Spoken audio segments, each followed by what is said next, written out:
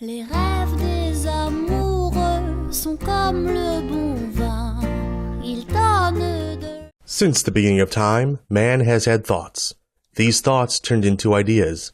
For thousands of years, man only had the written and spoken word to communicate these ideas. One problem remained. Having your writing read was only for authors, journalists, and elitists. What was the working man to do? Then one day in 1909, the H.J. Heinz Company instituted an invention so innovative that it changed business forever. The suggestion box. Since then, employees have been able to freely and anonymously submit their ideas for improvement. Suggestion boxes are needed so that individuals have a way to just get their ideas out and they don't have to be known. The anonymous factor is just so vital in this process.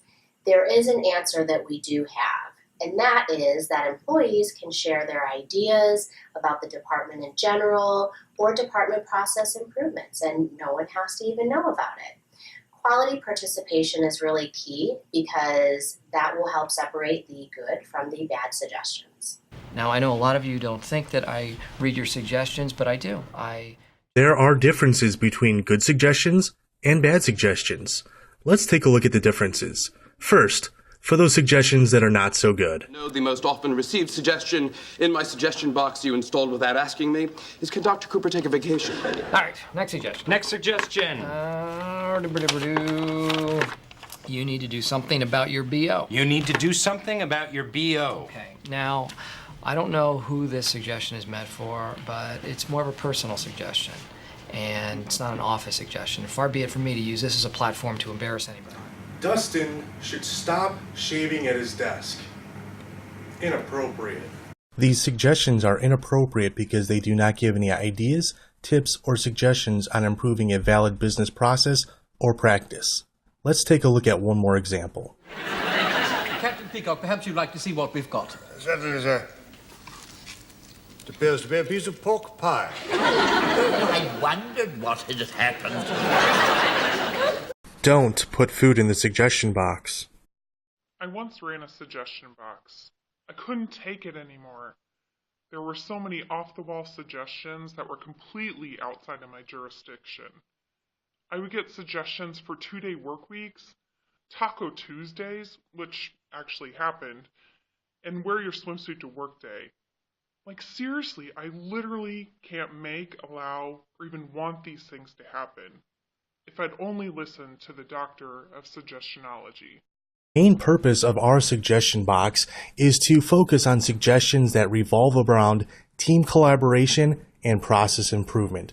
So if you do have a suggestion that meets these criteria, please feel free to submit it to the new suggestion box. What makes a good suggestion box? First, you must have a good reason for this suggestion box.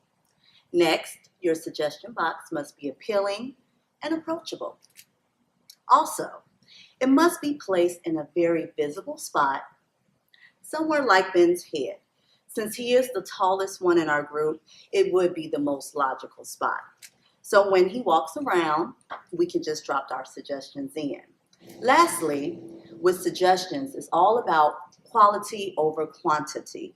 Be sure your suggestions are relevant, contribute to departmental progress, and relate to the career services process and or collaboration. So there you have it, folks.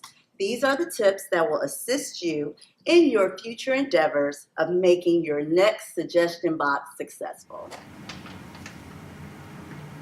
Streamline all of our resume process so we're on the same page? What a great suggestion. This was a fantastic suggestion because it gave an idea for a collaborative process improvement. And now, without further ado, our brand new suggestion box. You ready?